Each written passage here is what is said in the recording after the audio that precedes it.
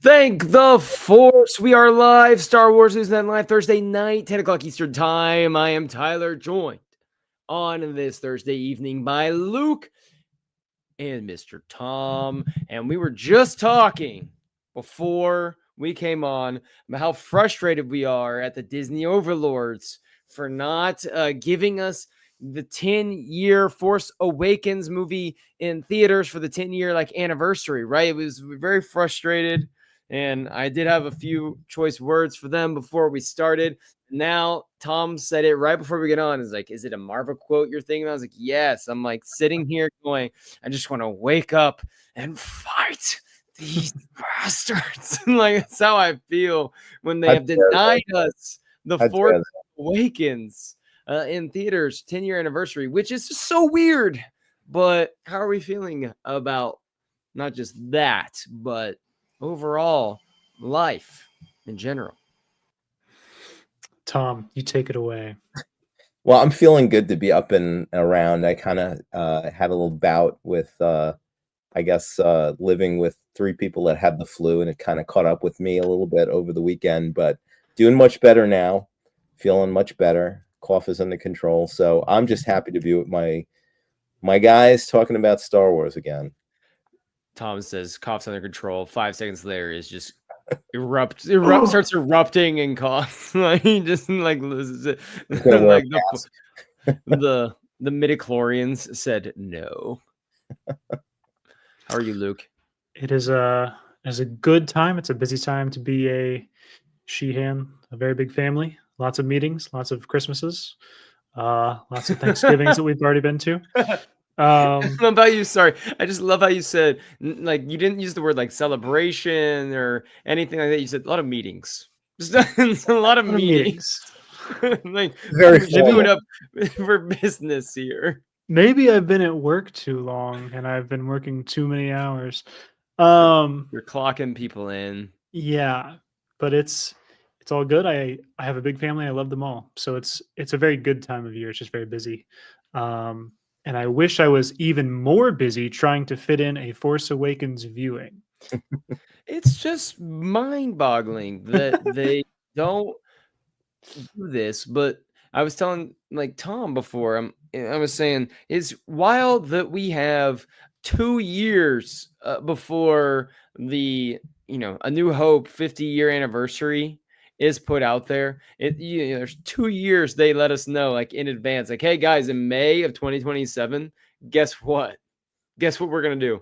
Exactly what every single person in the world knew we were gonna do, but we're letting you know, mark your calendar now and make sure you got it booked. But that 10-year Force Awakens reunion, that's just a few months away. We're totally gonna forget about that.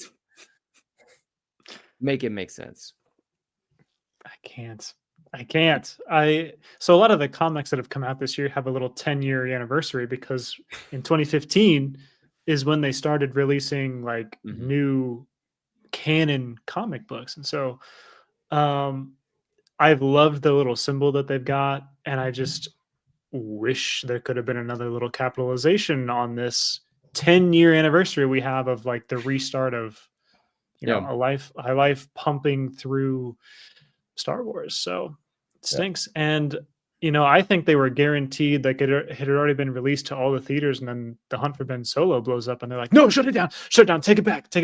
Oh, that would have been a perfect segue. The Disney overlords taking away The Hunt for Ben Solo, but God forbid you at least put out a movie you've already released before in the theaters. Branded it as the prequel to The Hunt for Ben Solo. Yeah, we're releasing the Hunt for Ben Solo prequel. Oh, that's good. But I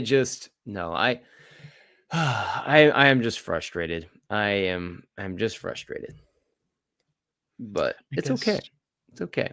yeah. But hello, Manslayer. Good to see you today, sir.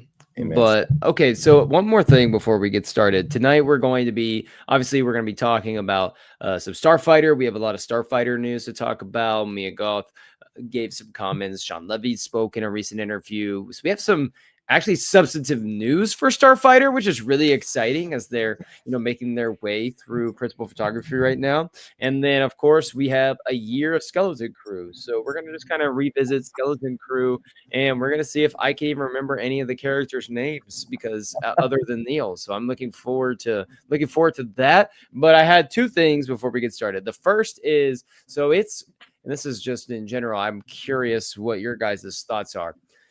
It is state testing week right now at school. So we got done with the math test today. So all the kids are taking their math test, whether it's, just regular math, a lot of like algebra, things like that. And it brought me back to when I was in school, and there was like a multiple choice answer for the particular math question, not necessarily just a fill in the blank answer, right? And I'm just curious what your guys' thought process would have been.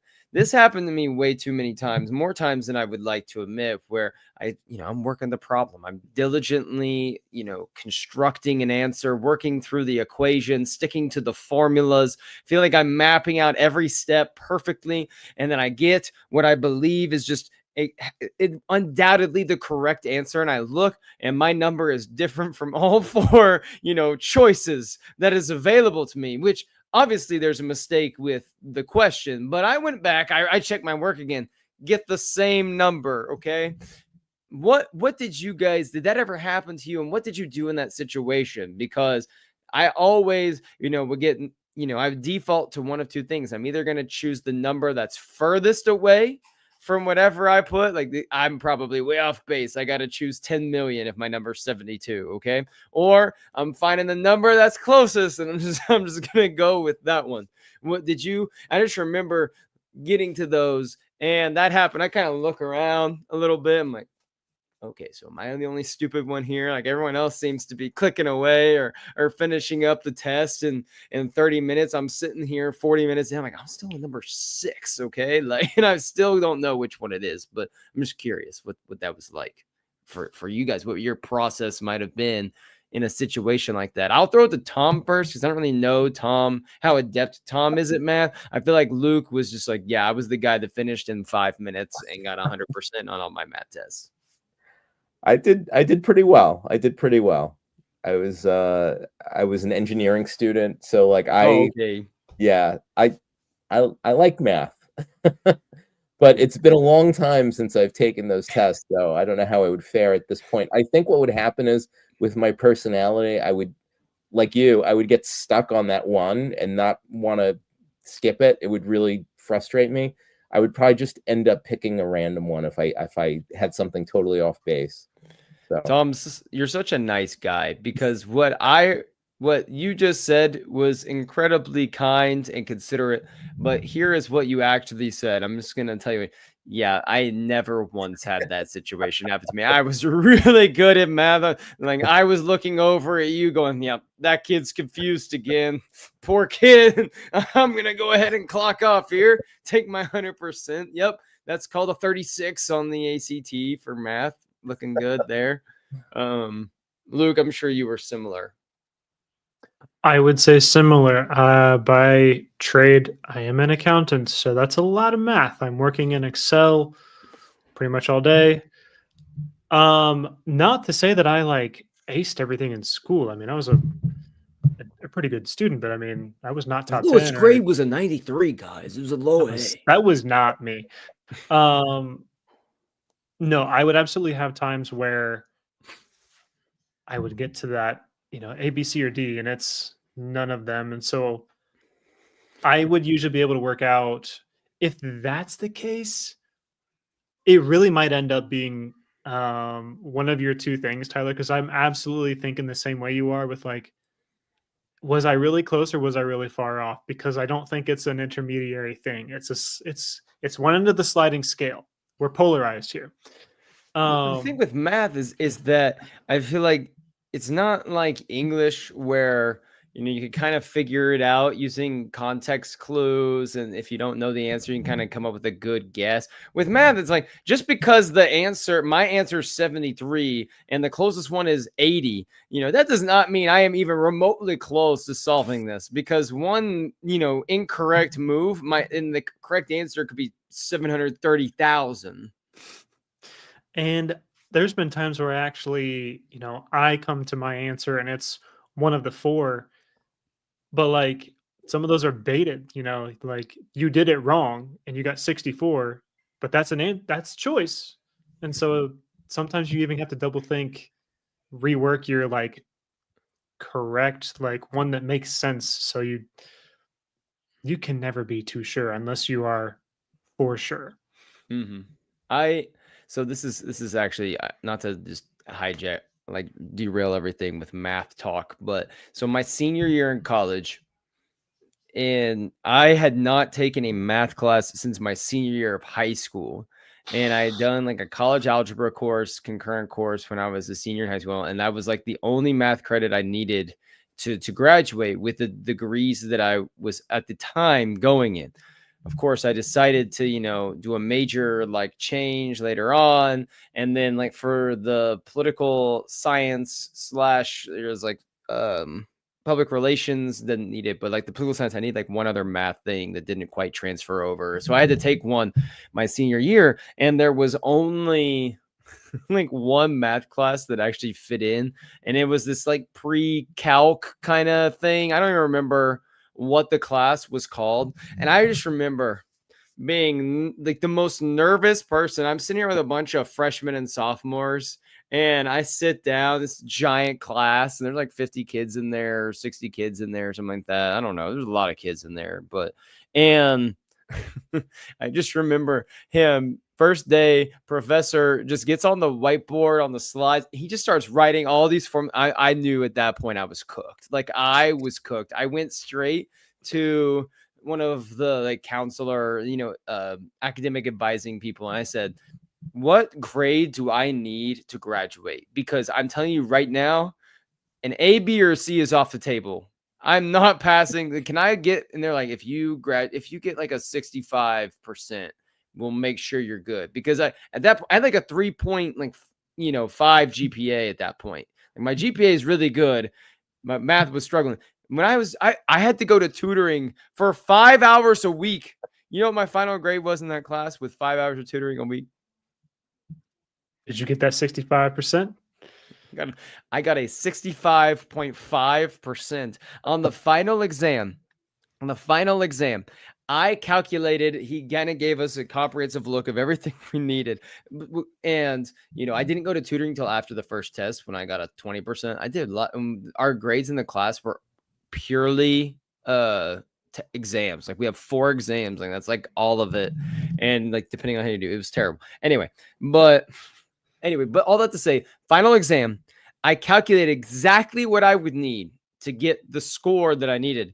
And I studied because he gave us how much of each thing would be on the final exam. And I only studied 4 things. And I did those 4 things like every day for 2 weeks, just for an hour or two, to make sure I was the master of those things. And I literally did that portion of the test, did nothing else on the exam, walked up. It was a paper exam. I turned it in, and he's in the, and I'm telling you, that stuff wasn't until like page 6 of this 10-page booklet.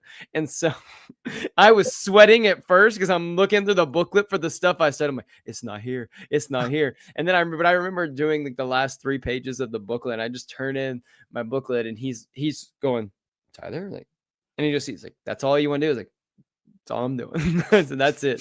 Turned it in. I got the exact score I needed because I mastered it, got my grade, graduated, diploma. We're good.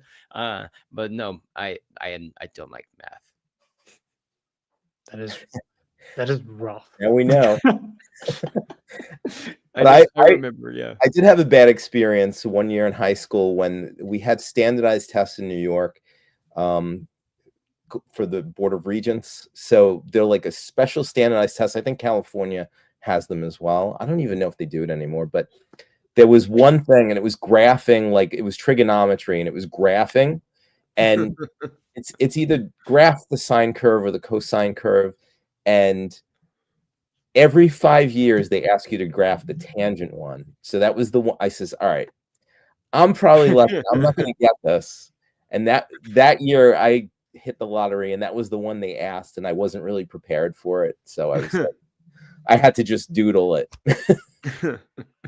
I just remember telling my tutor when I was showing her what I need to study, and I said, ignore everything but these few things right here. That's all we're gonna do this week. But Jeez. anyway, so so we have actual Starfighter news to talk about, and this is really exciting because I feel like we have been just wanting and yearning for about anything related to one of the movies that are coming out soon, because we have a Star Wars movie that is coming out literally in 169 days, but I feel like no one even knows about it. And then Yeah. we have this giant movie that just started, we don't really know much about, but we're getting some heavy hitting things this week, so it was really nice. We had Sean Levy that was talking about Starfighter, and he let us know that Thomas Newman is going to be composing the score for this, and he's writing this. And so now we have Claudia Miranda, and then we have Thomas Newman. So we have a massive win in both of the cinematography department and now in the music department for this film. Now, I'm not really sure what a Thomas Newman like Star Wars movie is going to sound like, but if you look at his history, we're talking about a 15-time Oscar nominated, composer here. And you look at Claudia Miranda's work, with things like Top Gun Maverick, F1, Life of Pi. The movie, I have no doubts, is going to sound and look great. Now, the type of music that we're going to get for this type of movie does make me go, I'm a little bit, confused on what that might be, but I'm excited. Like, I'm intrigued. And then the second little tidbit of information that Sean Levy gave us was that the entire third act was completely rewritten and redone during the process of filming. Did not really give us a lot of details into why that was, but Miguel and his Sunday piece maybe speculated that it was just what they wanted to do just didn't work with like the hardware that they had available to them, and ultimately they just kind of had to reshoot everything. This might be something that gets talked about later on after the film comes out, but those are two pretty big deals to be talking about, when normally these people are so tight-lipped. Like Lucasfilm and Star Wars are so tight-lipped about anything and everything they say. So for them just come out and say, yep, this is who's doing the music, this is who's composing this, he's writing it right now, it's going to be great, and then to say, yeah, we absolutely just tore up the entire third act of the movie, redid it, and it's great. That was shocking to me. But which one of those two things stands out to you guys here? I can't help but latch on to what you just ended with, the third act being rewritten, scrapped, redone. I can't help but think about the movie Solo. I can't help but think about Rogue One and how heavily those were edited. And those came out well. I like those movies. So it's not like some kind of curse. It's not some kind of bad thing, bad omen. It's certainly interesting that it's the third act. The ending had to be completely changed, and yet the first two didn't. Apparently, that's not said that they had to be changed. So that's interesting that the end of the movie, the way it leaves us off, can be changed without the first two having much editing. I think that's an interesting story structure, I'll say. So I'm very curious what this is gonna be. Yeah, I heard some chatter online. People were speculating, and of course, some of the cynicism came up and said, "Well, did he make that decision, or was it scrapped by the higher ups?" I don't think so. I feel like I know he's supposed to play up the movie at this point and good PR and everything, but I feel like Sean Levy, it's almost like he can't lie when he talks about this. He's so locked into it, so enthusiastic that it's really refreshing to see. So, but yeah, it's really interesting. I wonder, how they came upon that. I mean, I'm sure, like they say, sometimes in these, as this production goes on, it takes on a life of its own, and Mhm. it may lead them in different directions. And to take that kind of, or make that kind of change with a movie with this much, riding on it as far as budget, fan expectation, they need a win from this movie, so it's very interesting to actually, not even that it happened, but that they told us about it. Like, I think all the stuff about, well, we knew what was going on kind of with Solo, because Right. he changed directors halfway through. You didn't really hear much about Rogue One except for rumors before it was released, if I Right. recall correctly. So, but for him to come out and say, "Yeah, we just found something better and we went with it and it turned out much better," so it's to me it's encouraging. I'm pretty optimistic Mhm. by nature anyway. I'm not really that cynical. So There's no reason I don't think to just be negative for the sake of being negative on this, because if he really didn't feel great about it, why mention that at all? Other than, he said, you said it yourself, Tom, that, it's almost like he can't help himself. He is just gets so into what he's doing. But I kind of want someone in my Star Wars director's chair that's super invested. Like, you could tell, like, every part of him is just some completely invested in this movie. Like, his energy is always, and this is what Mia Goth was saying, that he just brings this electricity and intensity to his directing, to his movies, that is contagious across the set, and which is why I'm excited about. But I really, after hearing him talk about how we redid the third act, all of that, we know about Thomas Newman now. This just continues to elevate my excitement for this film. I do have the only concern I do have is if it was something where some Disney person said you needed to rework this, but I would be really surprised if that's what happened. And obviously, yeah, with the hunt for Ben Solo and all of the things that we are starting to learn about Disney people coming in and saying, no, you can't do this for whatever reason, I just don't think that that's in play here. I think they're very comfortable letting him just take the reins on what he wants to do and deliver the story that he's ready to tell.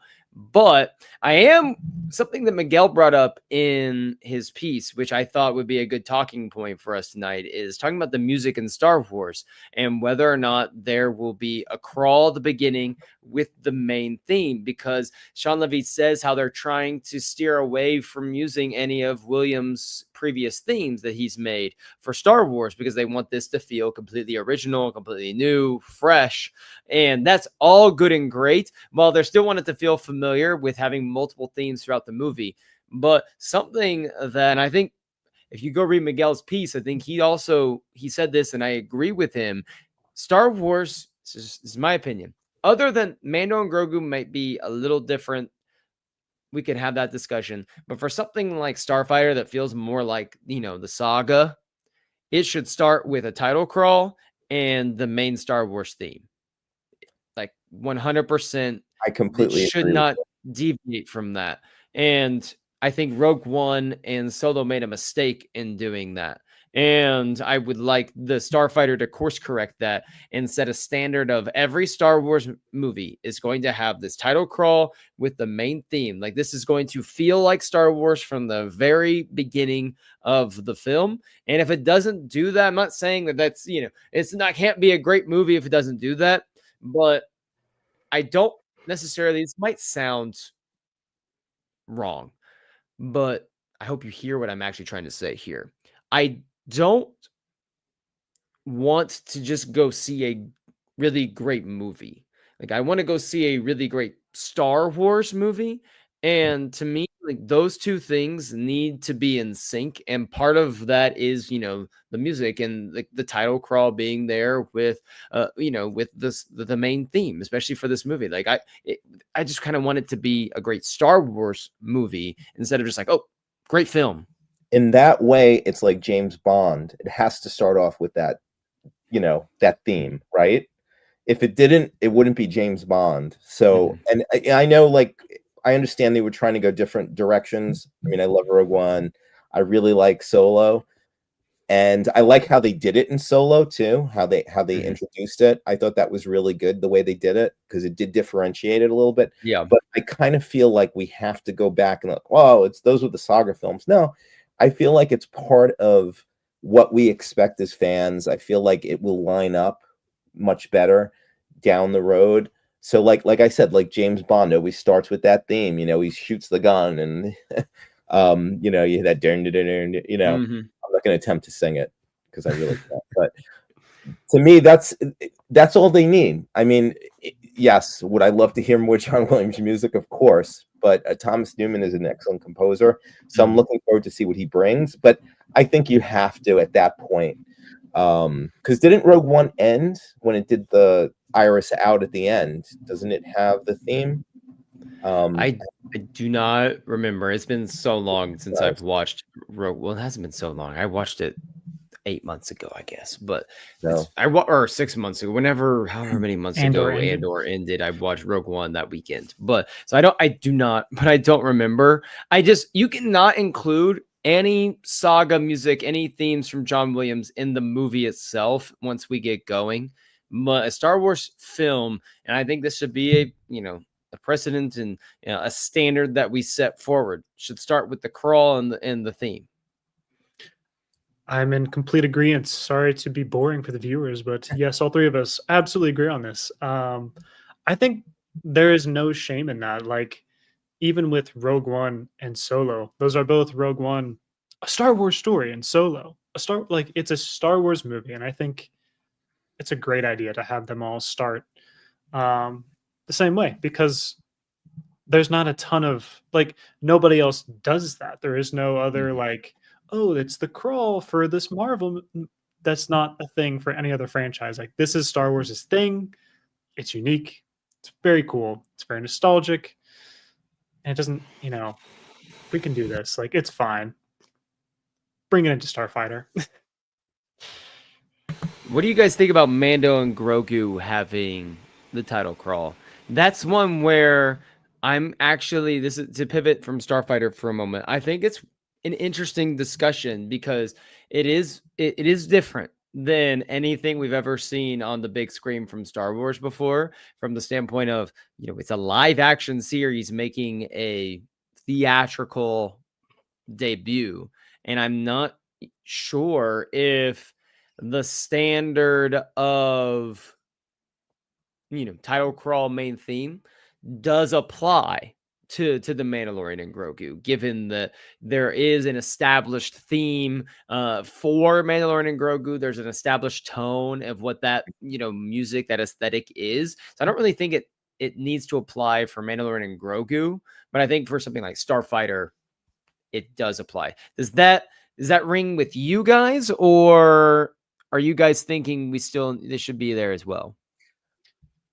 I kind of feel like it doesn't, as animate as I want to see it in Starfighter. I feel like Mandalorian is established by this point, and I think it would be weird if you kind of have maybe you could do a long time ago in a galaxy far, far away, but I don't know if you need the main theme to start it off, or if you just started off the way that the show started off.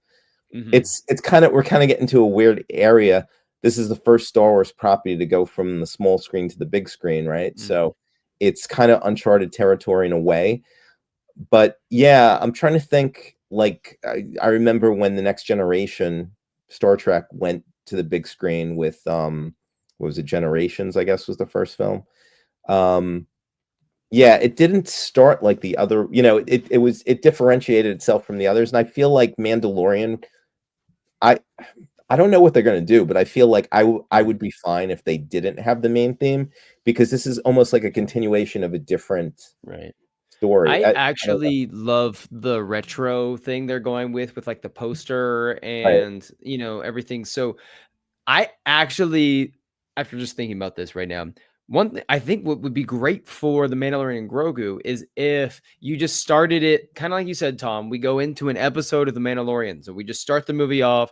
Mandalorian and Grogu are doing something, and it's just some opening, just intro action sequence, kind of like how they used to do with movies, where you have this intro action sequence, and then boom, then you're just gonna go to the Mandalorian and Grogu, like dun dun dun dun, and you just kind of have the Razor Crest flying through triumphantly after some random opening 10-minute mission. And then you bring in the, starring Pedro Pascal, starring, whatever. And you kind of give it that retro-y vibe for Mando and Grogu and almost kind of a classic intro to a movie, and then go on from there. And then Manslayer kind of brought this up. They think there will be a short one again, like Solo. I hate the Solo intro. I really do. And I love that movie, but I hate it when Star Wars does they're like they tease you with something like that, where if you're gonna put anything in front, like that little short, stuff that they did with Solo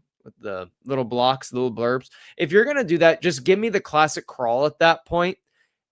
I don't care that you're trying to differentiate this from the saga film. Just keep it Star Wars. Like that should start off with the main title, the screen. Like I don't like it when they branch off and do something different like that. I think it should just be pretty much uniform on the big screen if you're going to do it at all.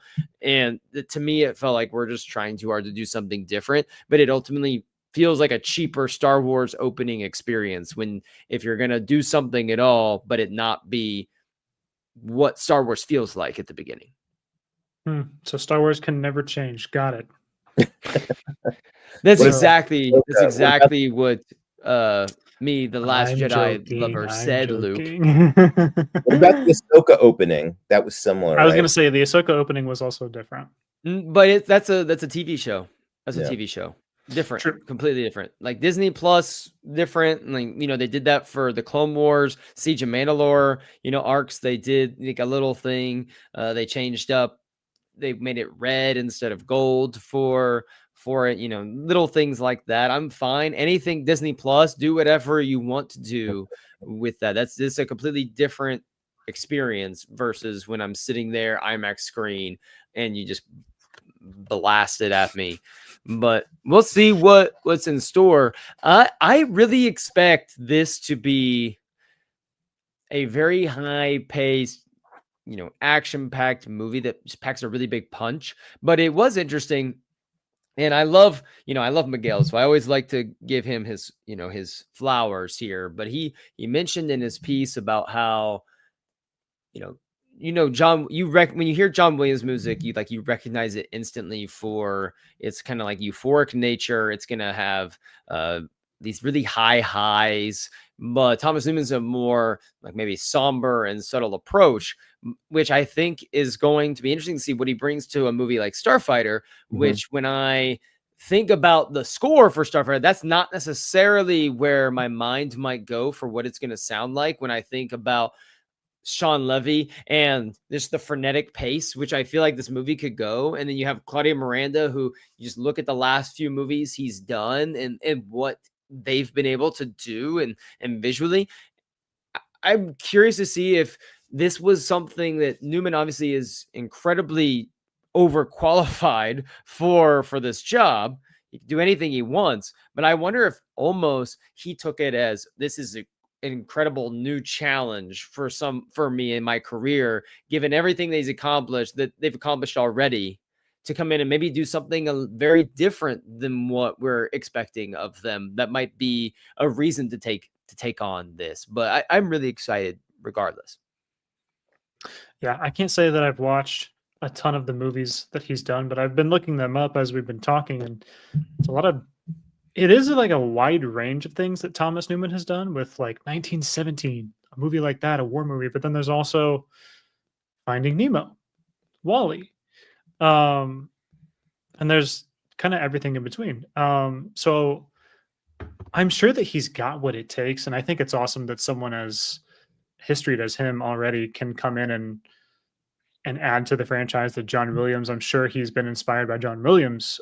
He gets to lend himself to that work as well. So I just think just because maybe he doesn't have the same exact type of sound that John Williams has, I think the pacing of the music is also going to be important because we feel like this is going to be a fast movie. The pace will be fast, the action will be fast. It's literally called Starfighter.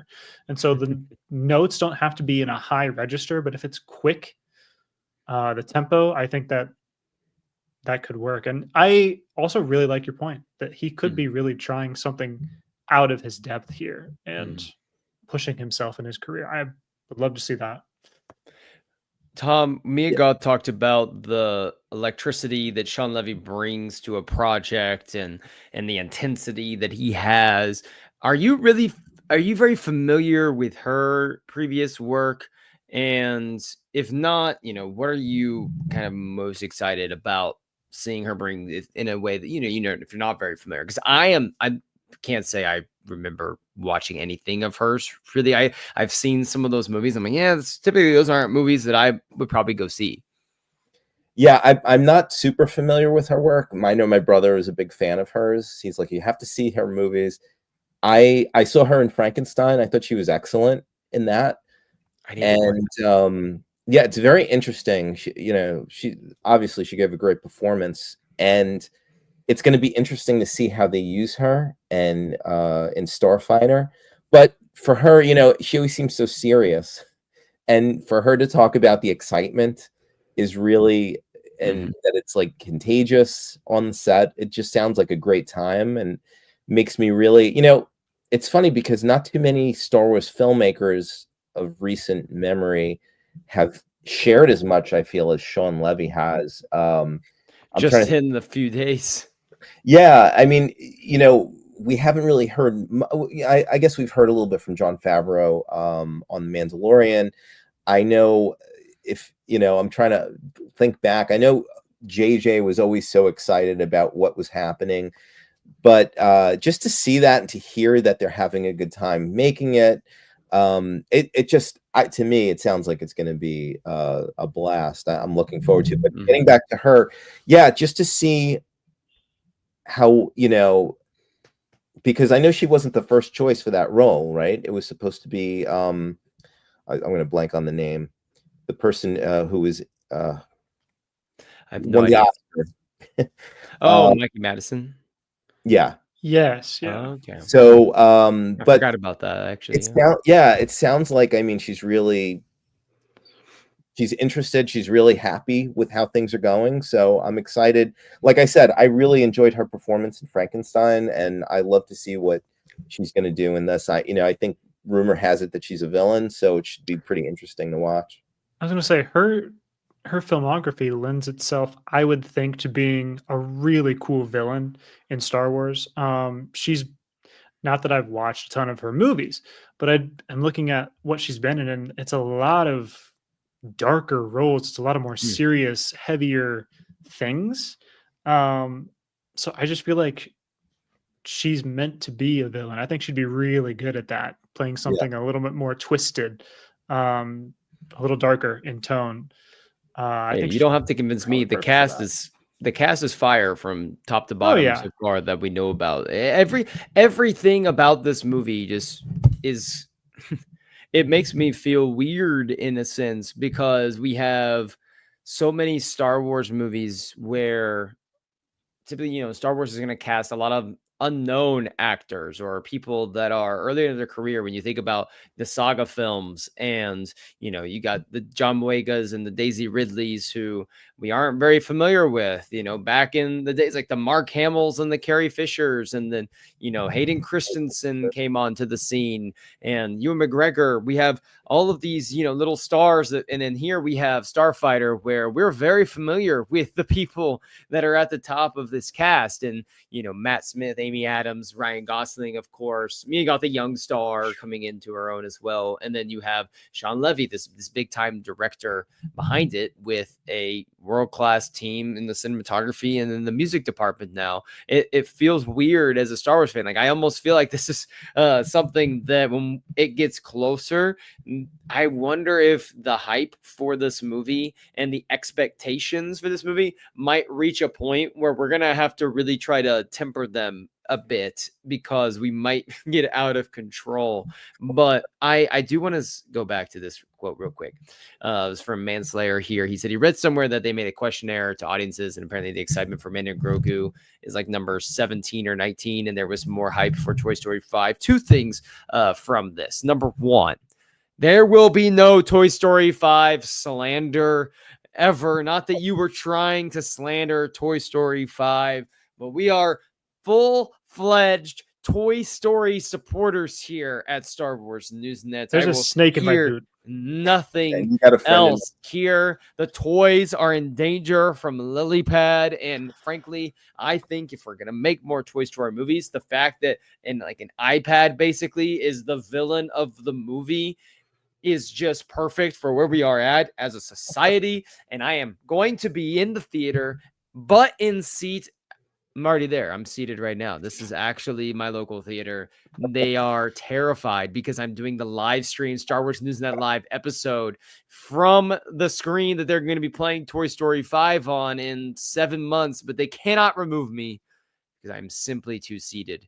And but I will say that it is a problem that so many people have no idea that there is a Star Wars movie coming out in 169 days from the guy that directed the Lion King live action remake, Jungle Book, and Iron Man. It's not, this isn't some chump that directed this movie. This is someone that has delivered many bangers over his time. Yeah, that's also just a weird feeling that we're getting so much news about Starfighter, and there's so many reasons to be hype about that.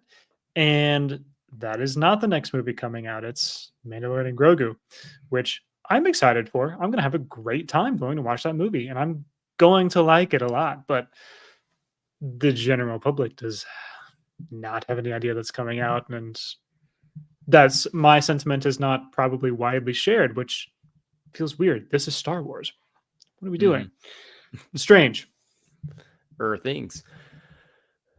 Yeah, I feel kind of the same way. I want to see it. I know I'm going to enjoy Mandalorian and Grogu, and I think it's going to surprise us because I feel like it's going in and no one's really counting on it. But I think it's going to be great. But I don't know what the returns are going to be. I don't know. It just doesn't seem. I mean, I know. What is it? 5 months from now. I know there's time, like maybe the Super Bowl spot or something that will get people. You got a lot of time.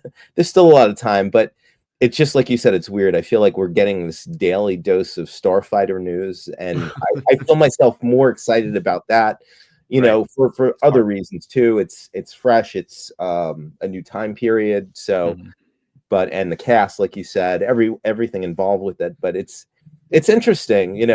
I kind of felt this similar. It's funny, after The Force Awakens came out, I could not wait for episode 8 because I wanted to see what happened next. And I knew Rogue One was coming out, and I thought it looked good, but like I really wanted to see episode 8 because I wanted the story to continue. But then I was very pleasantly surprised with Rogue One. So we'll see. We got this quote from Republic Commando 1463 here. What do you guys think the tone vibe of the movie would be given the director, composer, and everything else you've discussed so far? So we did talk about this a minute ago. For tone and vibe, I want this to be something where I am leaned forward the entire time. You know what I mean? Like, this is going to feel this high octane pace. Like if I'm watching a football game and it's just two offenses just throwing haymakers at each other the entire time. Like that's kind of what I want this to feel like, where every single possession in the game feels like if you're not scoring, like you're going to lose. Like you got to score every time. And I want that to kind of be encapsulated in this movie, where every second of this movie, I want to feel the stakes of it. And I think we're going to get that because Sean Levy is not someone that's going to pull any punches from, we have, Wolverine, Deadpool Wolverine, but, I'm doing a Stranger Things rewatch, and he's done he did a lot of Stranger Things episodes in there. And you feel the tension every single episode that he, has directed. And I just think he has a way of just keeping you kind of almost a little uncomfortable the entire time because you're leaned in, you're ready, but you got that knot in your stomach. Like, that's honestly how I want to feel, but kind of like jaw dropping, because of the visuals that I think we're gonna get. I truly believe that that's the tone vibe we're gonna see from this movie. Just looking at the people that are making it. Absolutely. I see a I, lot of action. I don't see a lot of what is my sacrifice? I don't know that there's going to be a lot of I don't want any long dialogue scenes. I want some fast action, some fast flying. I want some twists and turns, some crazy things to go on. That Claudio Miranda has got me so hyped for just the visuals we're going to get. I'm ready. yeah, I mean, if Foot on you the pedal. Sean, they asked him what movie does it compare to from the original trilogy, and he said Return of the Jedi, and Return of the Jedi has all of that. When you think about it, it had the fast-paced action, it had the humor and the heart, and just the pacing. At that time, some people today might look at it, movies. It for that time, it was like nonstop action. No, They're all 100%. yeah. And I mean, that third act is probably the strongest third act, I think, of any Star Wars film. Arguably. Sorry, You can. I watch that movie anytime I go back and watch Return of the Jedi. When Luke is confronting his father, not even just getting to Palpatine. It's just when Luke and Vader are just talking in like the little hallway right there, and he basically just starts saying like, you are still there, like, please join me, all of that. And he's just like, it's too late for me, son. Just from that moment on, you sit forward a little bit, you're just nervous, you're ready to see what happens next, like 100%. But the only thing that I'm really curious talking about Return of the Jedi is there is like that action, there's the sequences going on like everywhere with Star Wars loves to do like their space battle, they love to do their massive land battle mixed in with some sort of really emotional battle going on, and usually with lightsabers, but doesn't necessarily have to be here. But I'm really curious what they're going to do in this movie to capture the emotional elements of Return of the Jedi, because you can definitely capture all of the other elements of Return of the Jedi here, but to really sell us on the emotional aspect of that movie, like, I'm really curious what Sean Levy's what they're gonna bring to the table there. And they certainly have a cast to be able to do it, but I think we might learn a little bit more about as we get the story. This comment made me laugh. Do you guys remember the Richard Grant video from before The Rise of Skywalker? I don't know that I do. Oh my gosh, you have to go watch it. I remember when I was so bored. I was so bored at work. That was back when my job was the most like boring thing ever, which sometimes I'm thinking to myself, man, I kind of miss some of the boringness sometimes, but I love what I do though.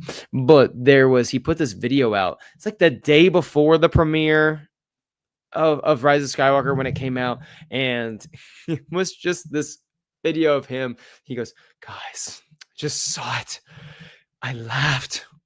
I cried. I cheered. Nothing will prepare you for what is. And I watched that 9,000 times in a row. Just him. I laughed. I cried.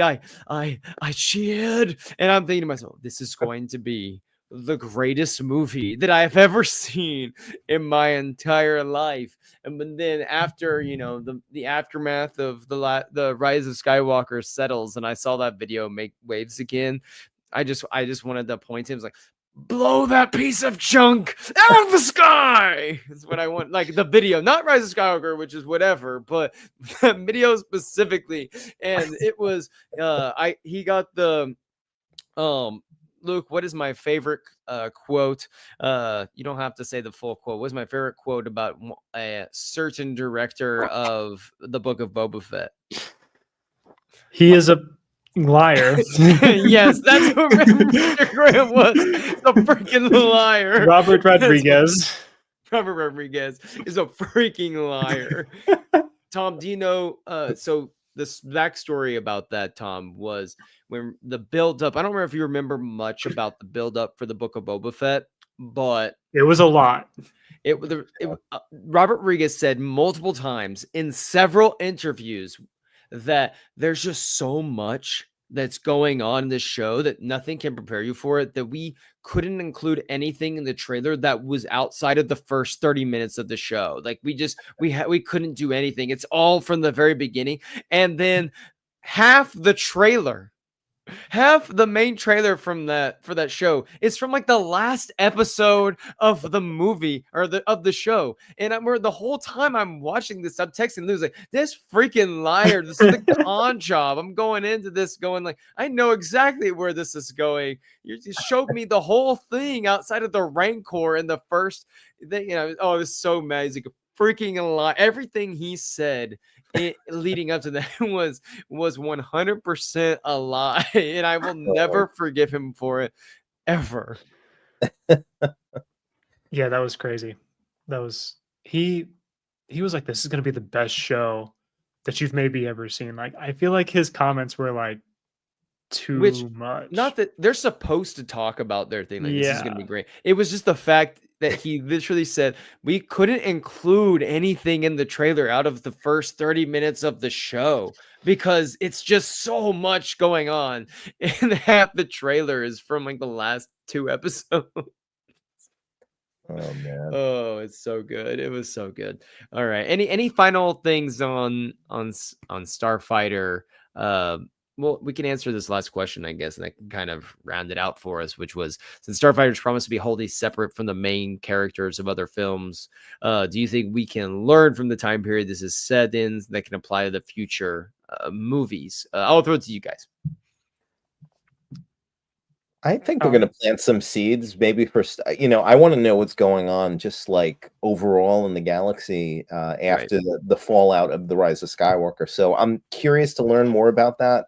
And I think that, everyone says this is a one-off movie, but I feel like it's going to set the tone for what's to come. Not just the types of movies, but also maybe set up any future ones. So, I'm not just saying the tone, but also the story. So what's going on?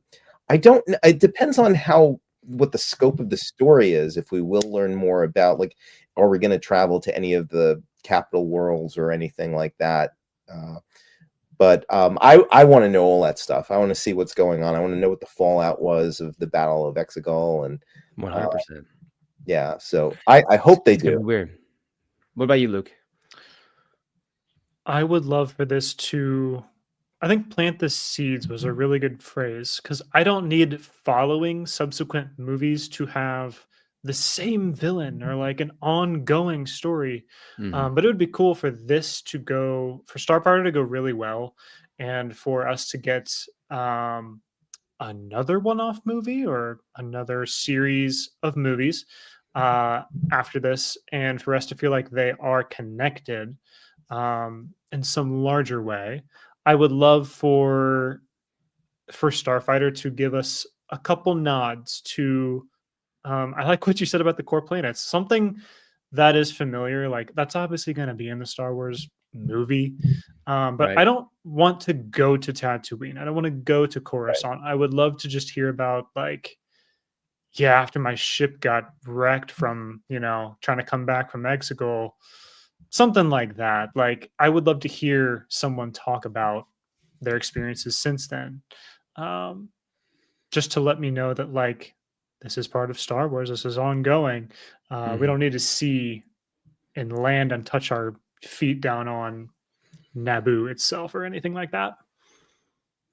I want to be at new planets, but I want some familiarity. I think that it would be weird to dive, not that please don't go to Tatooine, but I think that you can have all new planets, but like you said, at least mention some other planets, or maybe you have a quick pit stop at somewhere we're familiar with, maybe just to bridge it all together just a little bit, because I felt like the sequel movies just completely pivoted away from the prequels and separated themselves so much from the prequels that they don't feel super connected, because it was almost like we're going to separate ourselves from that completely and focus on like the original films, which obviously sequentially like that time period is closer, but it felt like it would have been nice to have some nods to some of the prequels as well. So if we're starting, this is our first movie in the post saga era, I would love for it to,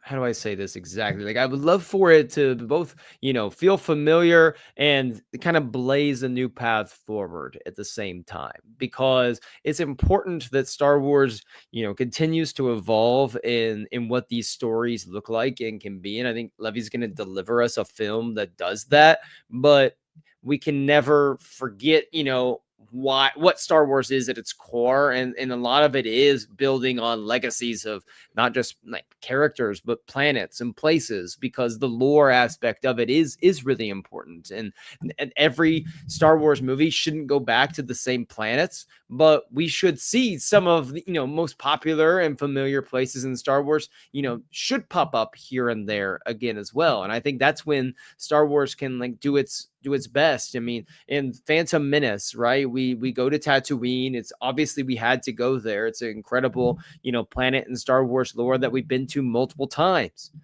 But we also had the birth of Coruscant in that. That's one of the most popular planets in all of Star Wars. We had the birth of Naboo, which is a place that, many fans love. So if we could do something like that for Starfighter, where maybe we have, we see a planet that I don't think you're, sometimes I think they try to invent these new places and just create brand new ones. But there's so many Star Wars planets out there that we just haven't visited, that are talked about, that are known about in lore, that we should just go to. I think that'd be fun if they took one that, take for like Mon Cala, for instance. Like, we've never been there outside of the Clone Wars, and there's this massive water stuff going on.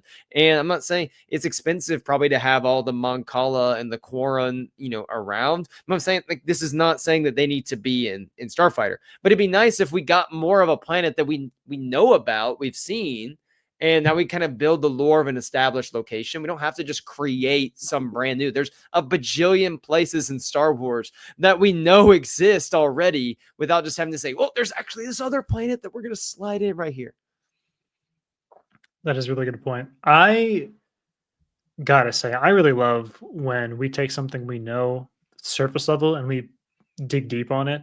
Yeah. For some reason, that's like a fascination of mine, which I think probably has driven my love of like the novels and comics, because that's what they do. They'll take, you mentioned Mon Cala, and like in the comics between 5 and 6, I believe, you do go to Mon Cala and you do see stuff, and you do see stuff in that like Vader run. Like, there's, so that's what the books and comics do, which is what I love. So I would love, let's just make it everything in this movie. We'll get a little bit of depth on something we've never seen, or that we've only barely seen. I would love a new planet. I would love a nod to something very established. Let's get all 3 pillars. Tom? Yeah, I'm all for it.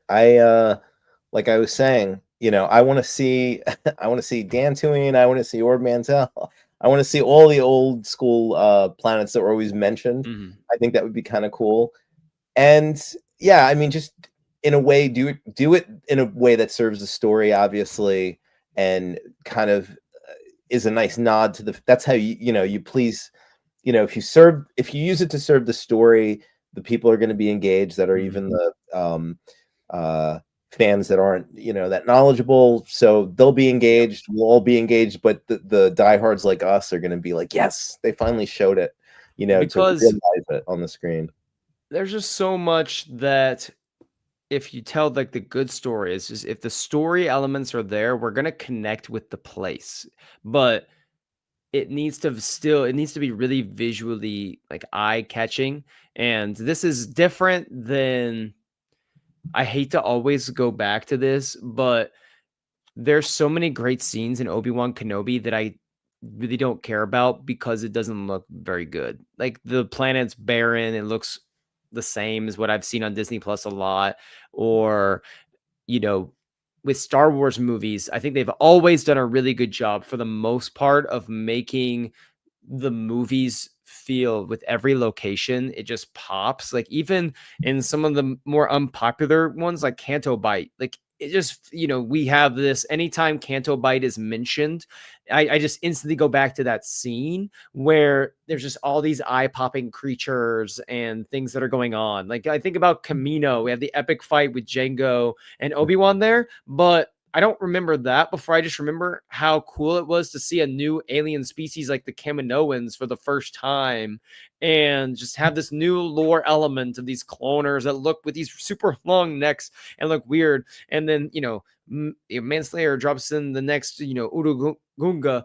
And think about what it was like seeing that for the first time and swimming down in there. So I really want Starfighter to get really creative in the visuals of where we're going to be. I don't want to see just normal Star Wars landscapes. Like I think that's something that every Star Wars movie, like there should be just really strong feelings about the locations that we're at. Even Revenge of the Sith. I mean, Utapau was not a place I'd ever heard of or thought about. And anytime someone mentions Utapau or anything in Star Wars now, I just think about how cool the design was of just all these different levels that were built into the rocks and how they're jumping down between them. I just thought that was great. I want more of that with Starfighter. I think this is a type of movie where you can jump like planet to planet or location and really have a very vibrant, and you have the best cinematographer in the business to make it happen.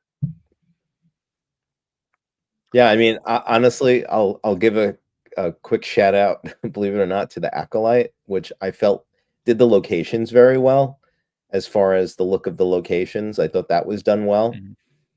So, but yeah, I mean, I'm excited. I want to see what they do. They have.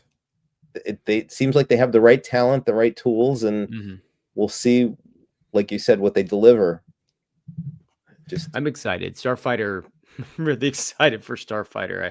I think that we're gonna have a good time on our hands. I will say, for now, let's just table Skeleton Crew for next week. At this point, like we're at an hour. I think we just table that. We can spend some time on Skeleton Crew. Do you guys have any more things you really want to add to the discussion here on Starfighter tonight? I want to show off my That's a good Star Wars sweater though. That's a good one. I don't have a lot of Star Wars stuff. So for, we do like a Secret Santa with my fiance's family and then we do like something kind of similar sometimes with my family, and Janelle is the one who organizes the Secret Santa for like her family. And it's like we have this like online deal where it just randomizes and you can like add things in like a list to give either the person, these are the things you could just buy these things, it links it for you, or just ideas of things that you're interested in. And so because she's nosy, she just likes to go look at every single person's list. And she confronted me about mine when she saw some of the choice things that I had put on there. And it was just some of my guilt. I just put all my Star Wars guilty pleasure things that I don't think I would ever wear a ton, but I just want to be able to put it on. And there was one of them is from her universe, like Ashley Eckstein's the Clone Wars bomber jacket that they have for like in the Our Universe section. That, have you seen that? Have you guys seen that? I saw that one. It's basically like just this Star Wars bomber jacket on the back is kind of like art of the poster of Clone Wars season 7. And it's kind of like this purplish, pinkish, like star galaxy type deal. But I put that on there and she goes, the bomber jacket was one thing, Tyler, but the next thing you had on there was I had this Ahsoka Tano, is also from her universe, was this Ahsoka Tano backpack, like a mini backpack. And Luke knows this too, I think, because of my obsession when we were at MegaCon. I have wanted some sort of lounge fly kind of like Star Wars backpack for so long. Like this is like my guilty pleasure want that I guilty desire, I guess is what we would call it, because there's really no universe where I would wear that because I pack too many things to fit everything in a small Loungefly, and I don't go But to for like a day at theme park. MegaCon, though, it would work really well. You see, that's what I'm saying. Like for just random little niche things that I could use it for. Or I just want to feel good. Sometimes I'm like, I might not have anything in there, but I'm just gonna put it on anyway. Like I didn't want one so bad, so I put that on there. She's like, what are you gonna use that for? And I wanted to say, what about all the things that you put on your things that you never use? And I just want this backpack. And I said, you better not sabotage me for whoever my secret Santa is, and tell them not to get me the backpack. That's not cool if that's what she does.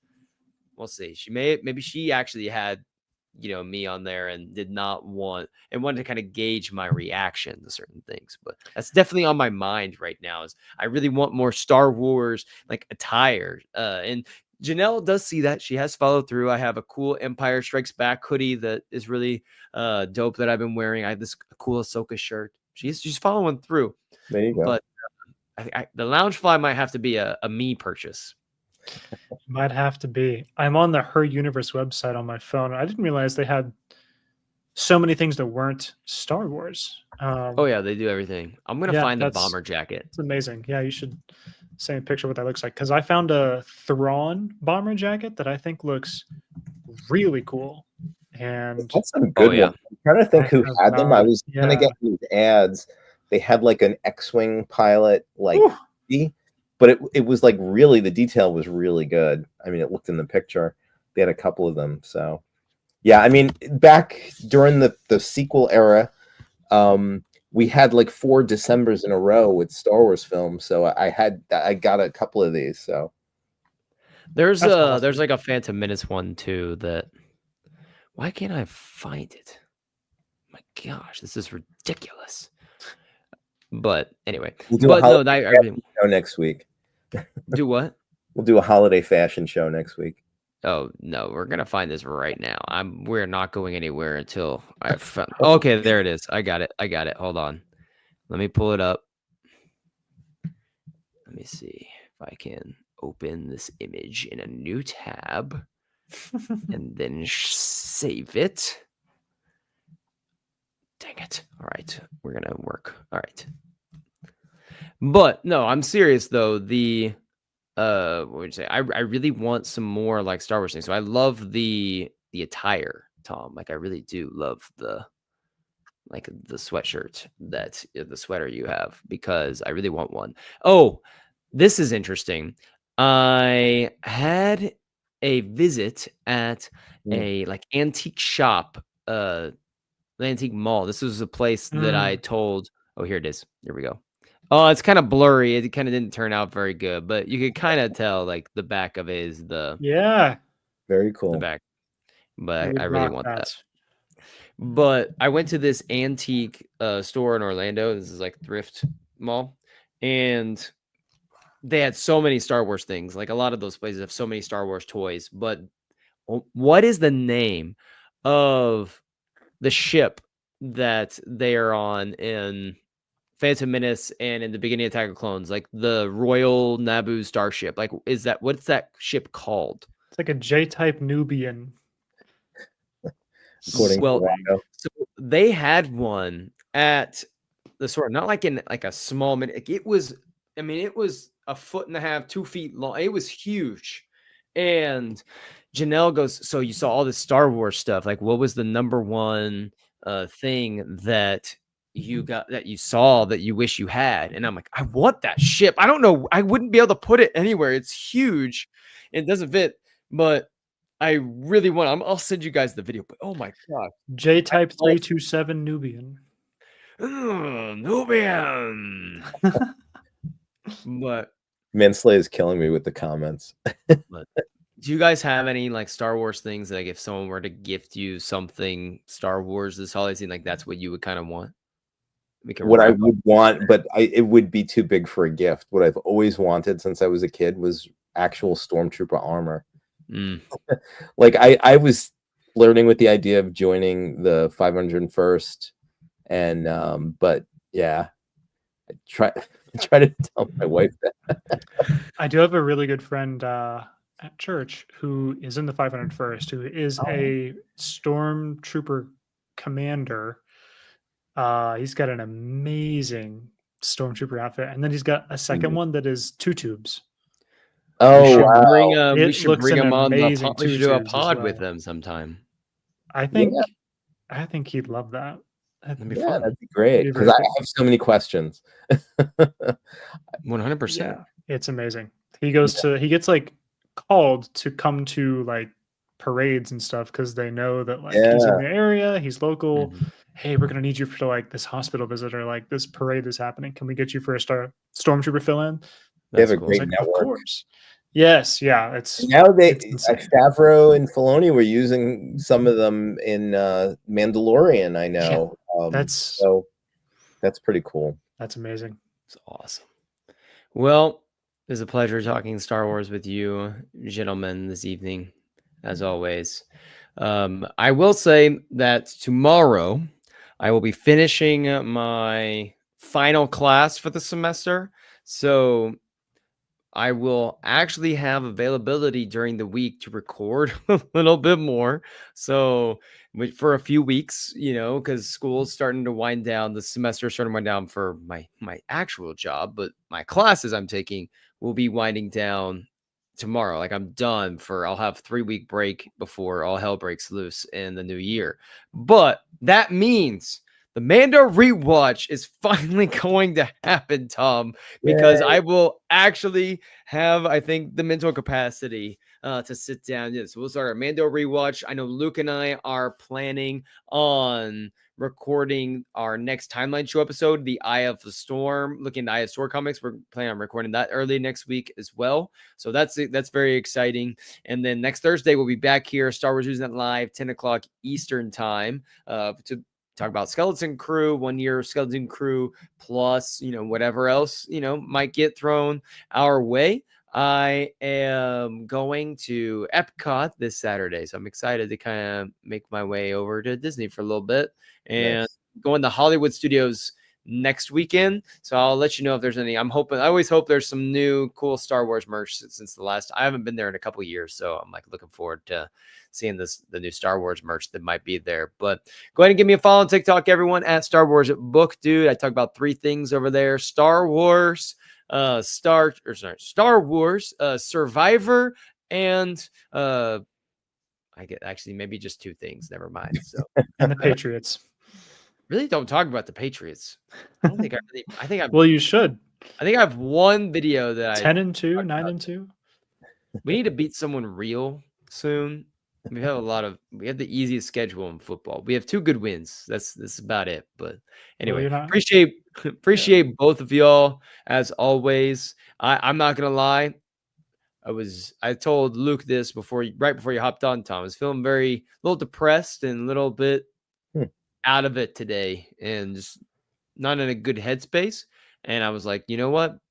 But this right here, this always makes me feel a little better talking to you two, or 2 great people that I am happy are in my life. So take care, everyone, and we will see you next week for Light and Life. Remember, we are all curious what the Starfighter music is going to sound like.